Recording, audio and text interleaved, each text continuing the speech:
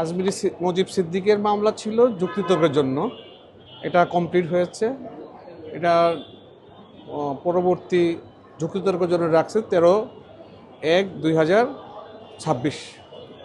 আর 20/2025 মামলাটি ছিল 1 নম্বর আসামি ছিল রাদওয়ান মজিব সিদ্দিকের। তার আয়ু SM রাশেদুল হাসান আসছিলেন, আয়ু আংশিক সাক্ষী দিয়েছে।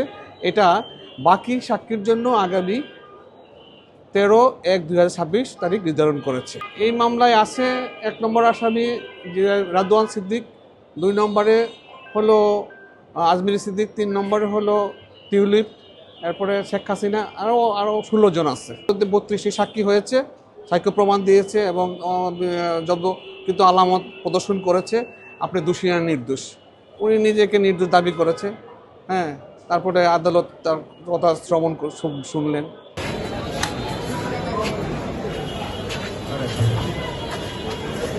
Apa?